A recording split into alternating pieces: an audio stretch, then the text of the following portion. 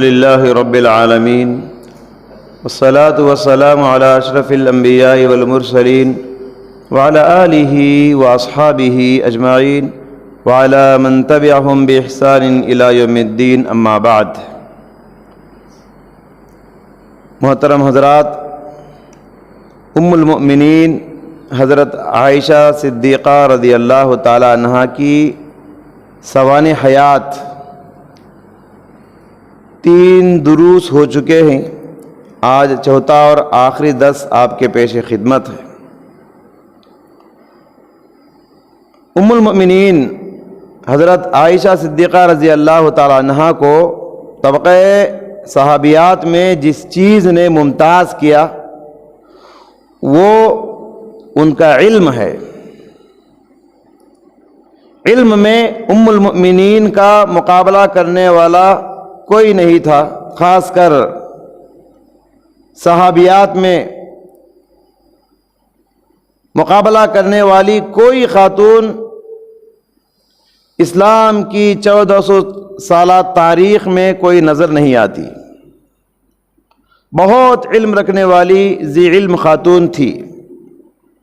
انہوں نے نبی کریم صلی اللہ علیہ وسلم سے 2210 حدیثیں روایت کی، اور عائشہ رضی اللہ تعالی عنہا سے علم حاصل کرنے والے بہت سارے صحابہ ہیں۔ بڑے بڑے صحابہ حضرت عائشہ رضی اللہ تعالی عنہا کے پاس علم حاصل کرتے تھے اور ان کے شاگرد ہیں۔ ان کے شاگردوں میں بڑے بڑے نام ہیں۔ اپنے کمرے میں بیٹھ کے، حجرے میں بیٹھ کے، پردے میں بیٹھ کے حضرت عائشہ صحابہ کرام کو تعلیم دیا کرتی تھی اور پڑھایا کرتی تھی۔ جن میں سے چند نام یہ ہیں جو صحابہ آپ سے علم حاصل کرے۔ مشہور صحابی حضرت ابو ہریرہ رضی اللہ تعالیٰ عنہ، ابن عمر رضی اللہ تعالیٰ عنہ، ابن عباس رضی اللہ عنہ، ابن زبیر رضی اللہ عنہ، اور ابو موسیٰ اشعری رضی اللہ عنہ۔ اور تابعین میں جو صحابہ کے بعد ان کے پاس تعلیم حاصل کیے، عروہ بن زبیر جو حضرت عائشہ کے بہنجا تھے، قاسم بن محمد جو حضرت عائشہ کے بھتیجے تھے، ان دونوں نے بھی ان کے پاس علم حاصل کی، اور علقمہ بھی مشہور نام ہیں جو تابعین میں سے ہیں۔ خواتین میں اگر دیکھیں تو خواتین میں مشہور خاتون تابعیہ عمرہ بنت عبد الرحمن مشہور ہیں جو حضرت عائشہ کے پاس علم حاصل کیے۔ حد تو یہ ہے کہ فقہی مسائل میں حضرت عائشہ کی رائے الگ ہوا کرتی تھی، ان کے فتوے تھے۔ بڑے بڑے صحابہ کرام کی فکر کی اصلاح کرتی تھی حضرت عائشہ رضی اللہ تعالیٰ عنہ۔ جب مشہور صحابی حضرت سعد بن ابی وقاص رضی اللہ عنہ کا انتقال ہوا تو حضرت عائشہ نے کہا ان کی جنازے کی نماز مسجد نبوی میں لا کر ادا کی جائے، کیونکہ اس دور میں عہد نبوی میں اور عہد صحابہ میں مسجد میں جنازے کی نماز ادا کرنے کا رواج نہیں تھا، بلکہ جنازے کی نماز عیدگاہ میں مصلی ہوتا تھا، وہاں جا کر جنازے کی نماز ادا کرتے تھے۔ مسجدوں میں اس کا رواج نہیں تھا۔ حضرت عائشہ نے کہا کہ سعد بن ابی وقاص کی نماز جنازہ مسجد میں ادا کی جائے، کیونکہ میں بھی ان کی جنازے کی نماز ادا کرنا چاہتی ہوں۔ بہت بڑے بڑے صحابہ نے اعتراض کیا، یہ کیا بات ہوئی، عائشہ ایسے کیوں کہتی ہیں؟ اعتراض کیا صحابہ کرام نے۔ تو حضرت عائشہ نے سب کو ایک دلیل کہہ کے خاموش کر دیا۔ حضرت عائشہ نے کہا کہ آپ کو یاد نہیں، بیضا کے دونوں بیٹے سہل اور سہیل کی جنازے کی نماز اللہ کے نبی صلی اللہ علیہ وسلم نے اسی مسجد نبوی میں ادا کی تھی۔ یہ جواب سن کر سب خاموش ہو گئے، سب چپ چاپ ہو گئے۔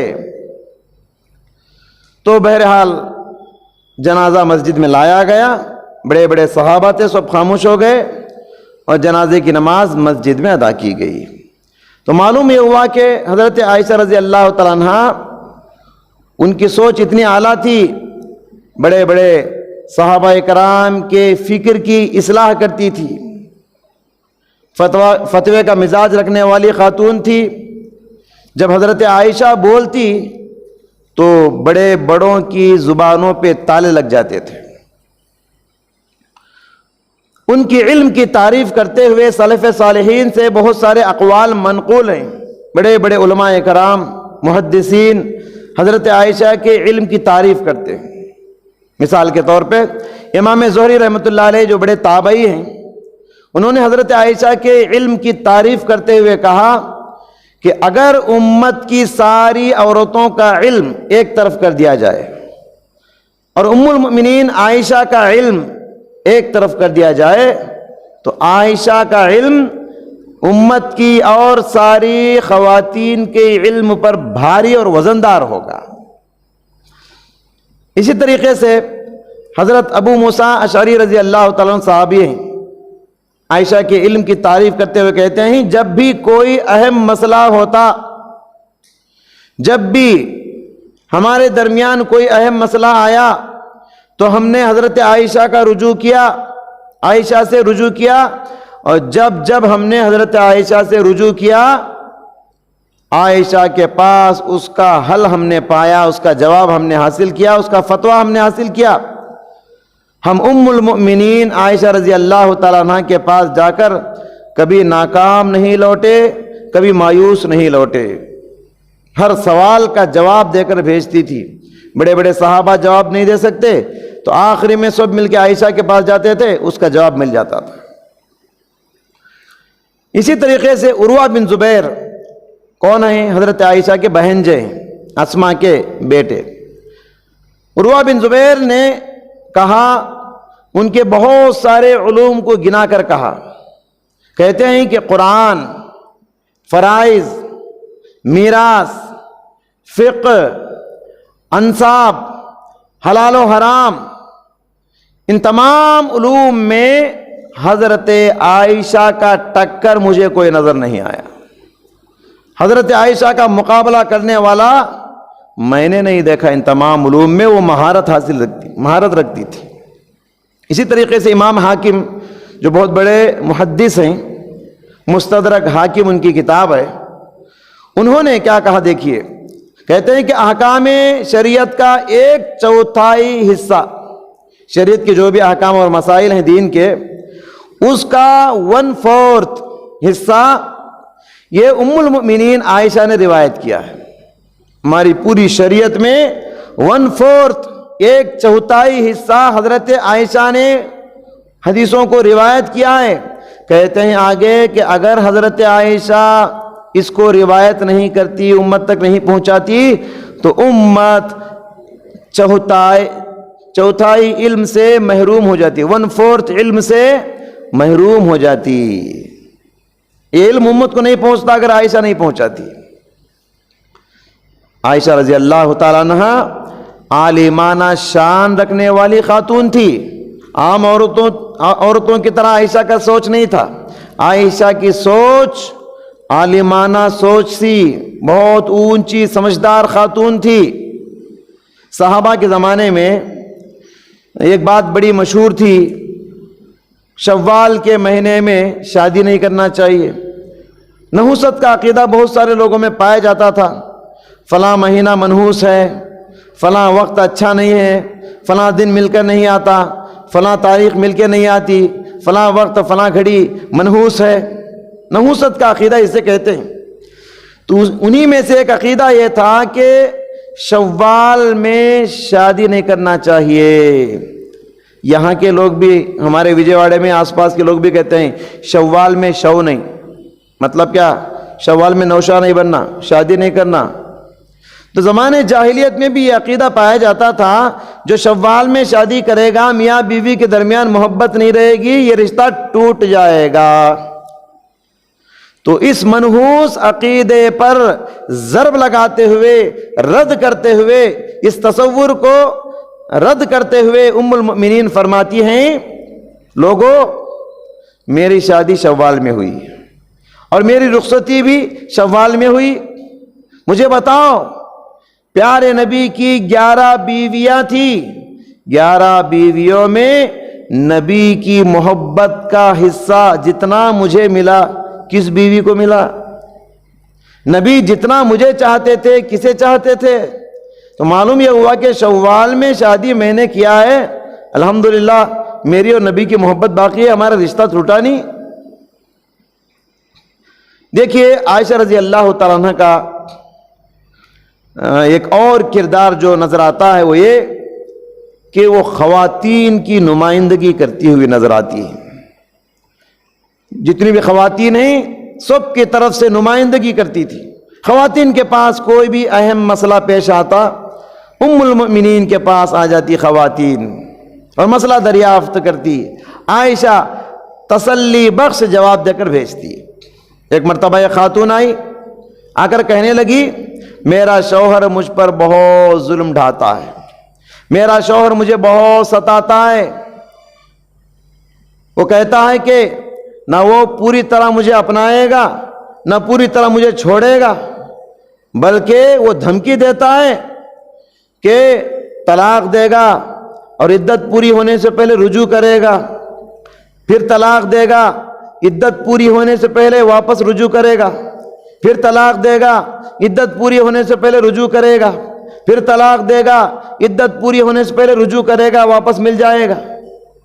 اس طرح وہ کہتا ہے کہ تیرے ساتھ میں ایسا ہی کرتا رہوں گا، طلاق دوں گا رجوع کروں گا، یہی کرتا رہوں گا۔ تو زمانے جاہلیت میں یہ چلتا تھا، لوگ مکمل طور پہ اپناتے بھی نہیں، مکمل طور پہ چھوڑتے بھی نہیں، لٹکتے ہوئے چھوڑ دیتے تھے۔ ویسے ہی ماں عائشہ رضی اللہ تعالیٰ عنہا نے اس مسئلے کو لے کر پیارے نبی صلی اللہ علیہ وسلم کے پاس حاضر ہوئی اور مسئلہ دریافت کی، اللہ کے نبی یہ مسئلہ ہے۔ عائشہ رضی اللہ تعالیٰ عنہا ایسے ذکر کی ویسے آسمان سے وہی نازل ہو گئی، الطلاق مرتان فَإِمْسَاكُمْ بِمَعْرُوفٍ أَوْ تَسْرِيحٌ بِإِحْسَان، کہہ دیا شریعت نے طلاق دینا ہو تو زیادہ سے زیادہ 3 چانس ہیں، اس سے زیادہ کی اجازت نہیں۔ زمانے جاہلیت میں طلاق دینے کی کوئی حد نہیں تھی، شریعت نے اس کو حد بندی کر دی، 3 سے زیادہ طلاق دینے کا اختیار کسی کو حاصل نہیں۔ وفات رسول صلی اللہ علیہ وسلم کے بعد، اللہ کے نبی صلی اللہ علیہ وسلم دنیا سے گزر جانے کے بعد، طبقہ خواتین پر عائشہ رضی اللہ تعالیٰ عنہ بڑی گہری نظر رکھتی تھی۔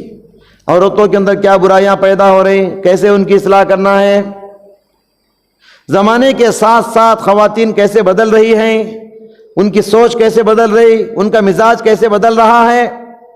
عائشہ امت کی خواتین پہ بڑی گہری نظر رکھتی تھی۔ ایک مرتبہ اپنے زمانے کی خواتین سے مخاطب ہو کر ان کو نصیحت کرتے ہوئے، ان کو ڈانٹتے ہوئے، ان کو خبردار کرتے ہوئے، ان کو تنبیہ کرتے ہوئے کہتی ہیں کہ ہمارے زمانے میں عورتوں نے یہ جو فیشن کے طریقے ایجاد کر لیے، یہ فیشن کے نئے نئے انداز عورتوں نے ہمارے زمانے میں اختیار کر لیے، اگر نبی کے جیتے جی یہ فیشن کے طریقے ایجاد ہوتے تو ایسی عورتوں کو اللہ کے نبی مسجد میں آنے سے منع کر دیتے۔ یہاں عائشہ رضی اللہ تعالیٰ عنہ مسجد میں جانے سے منع نہیں کر رہی ہے، بلکہ حضرت عائشہ یہ پیغام دینا چاہتی ہیں مسجد کو جانا ہو تو سادگی کے ساتھ جاؤ، پھول لگا کے، خوشبو لگا کے، فیشن اختیار کر کے مسجد کو مت جاؤ، یہ پیغام دینا چاہتی ہیں۔ بعض حضرات حضرت عائشہ کے اس جملے کو لے کر دلیل کے طور پہ پیش کرتے ہیں کہ مسجد کو خواتین نہیں جانا چاہیے۔ یہاں حضرت عائشہ مسجد کو جانے سے نہیں روک رہی ہیں، بلکہ سادگی کے ساتھ مسجد کو جانے کے لیے کہہ رہی ہیں۔ عائشہ رضی اللہ تعالیٰ عنہ کی زندگی سے تعلق رکھنے والا یہ ایک مسئلہ جنگ جمل ہے۔ دیکھیے پیارے نبی صلی اللہ علیہ وسلم کے انتقال کے بعد جو فتنے دنیا میں آئے، صحابہ کرام کو جن آزمائشوں سے گزرنا پڑا، ان میں سے ایک آزمائش ہے جنگ جمل، جنگ صفین، بہت بڑی آزمائش۔ جنگ جمل کیا ہے؟ دیکھیے، ماں عائشہ رضی اللہ تعالیٰ عنہ مکہ سے جب مدینہ واپس ہو رہی تھی، مدینے کے قریب تھی، اسی دوران حضرت عثمان رضی اللہ تعالیٰ عنہ کی شہادت ہو گئی، انتقال فرما گئے، حضرت عثمان کو شہید کر دیا گیا۔ تو حضرت عثمان کی خلافت حضرت علی کی طرف منتقل ہو گئی۔ اب حضرت علی رضی اللہ عنہ حاکم بن گئے، مسلمانوں کے امیر بن گئے، امیر المومنین بن گئے۔ اتنے میں حضرت طلحہ بن عبید اللہ اور زبیر بن عوام دونوں صحابہ حضرت عائشہ سے ملاقات کیے، کہا مدینے کی طرف نہیں، اب ہم کو بصرہ کی طرف جانا ہے۔ کہا کیوں؟ قاتلین عثمان کا قصاص لینا ہے، عثمان رضی اللہ تعالیٰ عنہ کو جنہوں نے شہید کر دیا، قتل کر دیا، ان کا بدلہ لینا ہے۔ تو جائیں گے ہم بصرہ، کیونکہ حضرت علی بصرہ میں تھے، حضرت علی سے ڈیمانڈ کریں گے، حضرت علی سے مطالبہ کریں گے، آپ خلیفہ وقت ہیں، آپ امیر المومنین ہیں۔ اب گئے حضرت عائشہ، حضرت زبیر بن عوام، حضرت طلحہ بن عبید اللہ اور بہت ساری صحابہ کی بہت بڑی جماعت تھی، سب مل کے بصرہ گئے۔ اور جانے کے بعد حضرت علی کے سامنے اپنے مقصد کو رکھا، ہمارے آنے کا مقصد یہ ہے کہ حضرت عثمان کو جنہوں نے شہید کر دیا ان کا قصاص لیجئے، ان کا بدلہ لینا ہے۔ حضرت عثمان کو جنہوں نے قتل کیا، قاتلین عثمان تھے، وہ بڑے نامور لوگ تھے، ان کا دنیا میں بڑا دبدبہ اور اثر و رسوخ تھا۔ حضرت علی ابھی خلیفہ بنے، حضرت علی ابھی بادشاہ بنے، علی اس وقت اس پوزیشن میں نہیں تھے کہ قاتلین عثمان سے بدلہ لے سکے۔ حضرت علی کا خیال یہ تھا کہ ابھی اس طبقے کو چھیڑا نہ جائے، جنہوں نے حضرت عثمان کو شہید کیا ہے، اس شر پسند طبقے کو ابھی چھیڑا نہ جائے، پہلے حکومت کو مضبوط کریں گے، پہلے حالات سازگار بنائیں گے، اس کے بعد قصاص لینے کے سلسلے میں، بدلہ لینے کے سلسلے میں سوچیں گے۔ یہ حضرت علی کا خیال تھا۔ لیکن حضرت عائشہ، حضرت زبیر بن عوام، حضرت طلحہ بن عبید اللہ، انہوں نے کہا کہ نہیں، پہلے حضرت عثمان کے قاتلین کا قصاص لینا ہے، ان کو جنہوں نے قتل کیا ہے ان کا بدلہ لینا ہے۔ یہی باتیں ہو رہی تھی، گفتگو جاری تھی، قریب تھا کہ مصالحت ہو جاتی، قریب تھا کہ کمپرومائز ہو جاتی، لیکن اسی دوران کچھ شر پسندوں نے موقع کو غنیمت جان کر، موقع سے فائدہ اٹھاتے ہوئے جنگ چھیڑ دی۔ باتوں باتوں میں جنگ چھڑ گئی، ادھر حضرت عائشہ ہے، ان کی فوج ہے، ادھر حضرت علی ہے اور ان کی فوج ہے، باتوں باتوں میں جنگ چھڑ گئی اور جنگ شروع ہو گئی۔ اور یاد رکھیے، یہودیوں کی سازشیں اس وقت تک شروع ہو چکی تھی۔ یمن کا سب سے بڑا یہودی تھا عبداللہ بن سبا، خود کو مسلمان کہہ کے مسلمانوں کی صفوں میں داخل ہوا اور مسلمانوں کے درمیان سازشیں کرنے لگا، مسلمانوں کے شیرازے کو بکھیرنے لگا، مسلمانوں کو ٹکڑے ٹکڑے کرنے لگا۔ اور حضرت عثمان جو شہید ہوئے، اسی عبداللہ بن سبا کی سبائی سازشیں۔ بالآخر جنگ چلتی رہی، حضرت علی رضی اللہ عنہ کی فوج غالب آئی، کامیاب ہوئی، اور حضرت عائشہ کی فوج شکست کھائی، یعنی ہار گئی۔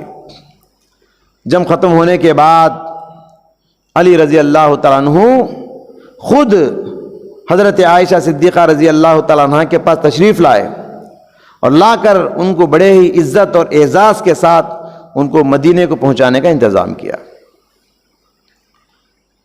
عائشہ رضی اللہ تعالیٰ عنہ بعد میں جنگ جمل میں اپنی شرکت کو یاد کر کے بڑی شرمندگی کا اظہار کرتی تھی، جنگ جمل میں اپنی شرکت پر بڑی نادم تھی، بہت نادم و شرمندہ تھی، بہت رویا کرتی تھی ان دنوں کو یاد کر کے۔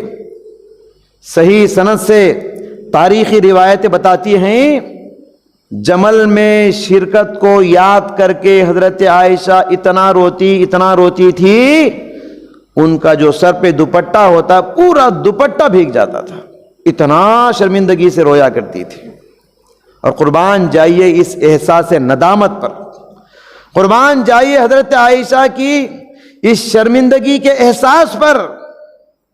عائشہ کی خواہش تھی کہ پیارے نبی صلی اللہ علیہ وسلم کے پاس دفن ہو، وہیں ان کے والد صاحب کی، ابو بکر کی بھی قبر ہے۔ ان کی بڑی خواہش تھی ایک زمانے سے کہ اللہ کے نبی صلی اللہ علیہ وسلم کے بازو میں آرام کریں، لیکن جمل کی شرکت کے بعد، جمل کے اس واقعے کے بعد وہ کہتی تھی آج کے بعد میں خود کو اس لائق نہیں سمجھتی ہوں کہ ان مبارک اور عظیم ہستیوں کے درمیان جا کے آرام کروں، لہٰذا میرے مرنے کے بعد مجھے مسلمانوں کے عام قبرستان میں دفن کرو، لے جا کے بقیع میں دفن کر دیا جائے۔ عائشہ رضی اللہ تعالیٰ عنہ کا یہ موضوع اس وقت تک ادھورا رہ جائے گا جب تک کہ شیعہ کے سلسلے میں گفتگو نہ کی جائے۔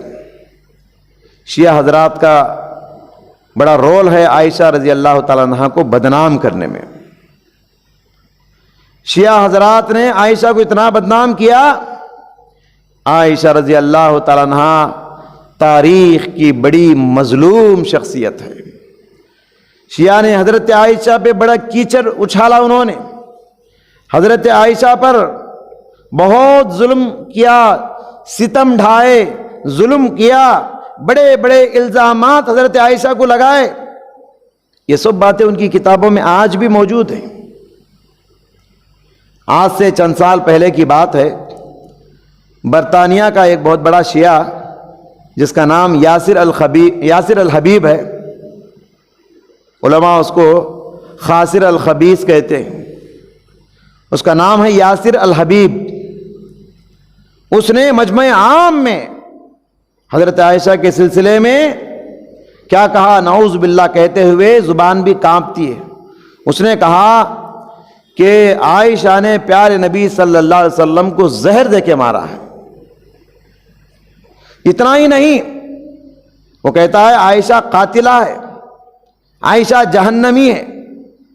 شیعہ حضرات حضرت عائشہ کے سلسلے میں کیا کیا کہتے ہیں، بہت بڑے جملے کہتے ہیں، ممبر رسول پہ کھڑے ہو کے کہتے ہیں عائشہ زانیہ ہے۔ تو تاریخ انسانی کی بڑی مظلوم شخصیت ہے ام المؤمنین، مومنوں کی ماں عائشہ صدیقہ رضی اللہ تعالیٰ عنہ۔ شیعہ کی کتابیں عائشہ کو اس شکل میں پیش کرتی ہیں کہ عائشہ اہل بیت کی دشمن ہیں، اور اہل بیت عائشہ کی دشمن۔ اہل بیت کون ہے؟ پیارے نبی صلی اللہ علیہ وسلم کا فیملی، پیارے نبی صلی اللہ علیہ وسلم کے فیملی کو کہتے ہیں، فیملی ممبرز کو کہتے ہیں اہل بیت۔ شیعہ عائشہ کو اہل بیت میں شامل ہی نہیں کرتے، کہتے ہیں کہ عائشہ اہل بیت کی دشمن ہے اور اہل بیت عائشہ کے دشمن ہیں۔ تاریخ سے آپ گواہی پوچھئے، تاریخ بتائے گی، تاریخ سے آپ ثبوت مانگیے، تاریخ آپ کو بتائے گی کہ یہ سب الزامات جو حضرت عائشہ پہ لگائے گئے یہ سب غلط ہے، یہ سب جھوٹ ہے۔ اہل بیت اور عائشہ رضی اللہ تعالیٰ عنہ کے درمیان بڑی محبت تھی، بڑا خوشگوار ماحول رہتا تھا عائشہ اور اہل بیت کے درمیان۔ اس کا سب سے بڑا ثبوت یہی ہے کہ نبی صلی اللہ علیہ وسلم کے اہل بیت نے اور شیعہ حضرات جو ان کے 12 امام ہیں، جنہوں نے 12 امام بنائے ہیں، پیارے نبی کا اہل بیت نے اور شیعہ حضرات کے جن کو شیعہ نے اپنے 12 امام مانتے ہیں، ان اماموں کے گھرانوں میں دیکھو انہوں نے اپنی کئی لڑکیوں کے نام عائشہ رکھے ہیں، کئی لڑکیوں کے نام۔ دیکھیے کئی لڑکیوں کے نام عائشہ انہوں نے رکھے ہیں. جس آدمی سے یا جس خاتون سے آپ کو دشمنی ہو تو کیا آپ اپنی بیٹی کا نام اس خاتون کا نام رکھیں گے؟ کوئی نہیں رکھے گا. لیکن دیکھیے نبی کریم صلی اللہ علیہ وسلم کے اہل بیت نے اپنے بچوں کے نام ابو بکر رکھے ہیں، عثمان رکھے ہیں، عمر رکھے ہیں، اور اپنی بیٹیوں کے نام عائشہ رکھے ہیں. شیعہ کے بہت بڑے امام ہیں، بلکہ ہمارے بھی امام ہیں وہ جعفر صادق رحمۃ اللہ علیہ. انہوں نے اپنی بیٹی کا نام عائشہ رکھا. اور اسی طریقے سے جعفر کے بیٹے تھے موسیٰ کاظم، انہوں نے اپنی بیٹی کا نام عائشہ رکھا. اور موسیٰ کاظم کے بیٹے تھے جعفر بن موسیٰ کاظم، انہوں نے اپنی بیٹی کا نام عائشہ رکھا.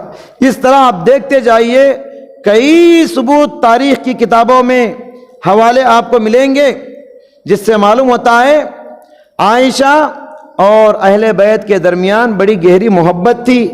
یہ شیعہ حضرات جس انداز میں امت کے سامنے پیش کرتے ہیں عائشہ اہل بیت کی دشمن ہے اور اہل بیت عائشہ کی دشمن ہے، یہ سب جھوٹ ہے. اور شیعہ سے بڑا جھوٹا دنیا میں نہ پیدا ہوا نہ پیدا ہو سکتا ہے. امت میں بہت سارے فرقے آئے، لیکن سب سے جھوٹا فرقہ اس امت کا وہ شیعہ کا فرقہ ہے. حضرت عائشہ رضی اللہ تعالیٰ عنہ بڑی عظیم المرتبت خاتون تھی، عالمہ تھی، معلمہ تھی، فقیہہ تھی، عابدہ تھی، زاہدہ تھی. ایک مثالی زندگی گزارنے کے بعد، ایک داعیانہ زندگی گزارنے کے بعد، ایک عالمانہ زندگی گزارنے کے بعد، ایک مربیانہ زندگی گزارنے کے بعد سن 50 پر 7 ہجری میں، دوسرے قول کے مطابق سن 50 پر 8 ہجری میں، ایک تیسرے قول کے مطابق سن 50 پر 9 ہجری میں حضرت عائشہ رضی اللہ تعالیٰ عنہ رمضان کے 17 تاریخ کو اللہ کی پیاری ہو گئی. اور حضرت عائشہ کی وصیت تھی کہ ان کی جنازے کی نماز حافظ حدیث حضرت ابو ہریرہ رضی اللہ تعالیٰ عنہ پڑھائیں. اور انہی کے وصیت کے مطابق حضرت ابو ہریرہ رضی اللہ تعالیٰ عنہ 17 رمضان کو رات میں تراویح کی نماز کے بعد، وتر کی نماز کے بعد ام المؤمنین عائشہ صدیقہ کی جنازے کی نماز ادا کی گئی. اور ان کے کہنے کے مطابق ان کو مسلمانوں کا عام قبرستان جو مدینہ کی مسجد نبوی کے بازو میں ہے بقیع میں ان کو سپرد خاک کر دیا گیا، یعنی دفنا دیا گیا. اسلامی تاریخ کا ایک روشن چراغ بجھ گیا، اسلامی تاریخ کا مہتاب رخصت ہو گیا، اسلامی تاریخ کی عظیم شخصیت دنیا سے ختم ہو گئی. عائشہ کو نہیں بلکہ علم کو دفن کر دیا گیا. اسی پر ہم اپنی بات ختم کرتے ہیں. دعا کرتے ہیں کہ اللہ سبحانہ و تعالی ام المؤمنین حضرت عائشہ صدیقہ رضی اللہ تعالیٰ عنہ کی زندگی سے جو سبق ہمیں ملے ہیں ان اسباق کو زندگی میں پیدا کرنے کی توفیق عطا فرمائے. عائشہ جیسا علم، عائشہ جیسا صبر، عائشہ جیسا تقوی اللہ پاک ہمارے اندر پیدا فرمائے. آمین. وآخر دعوانا الحمدللہ رب العالمین.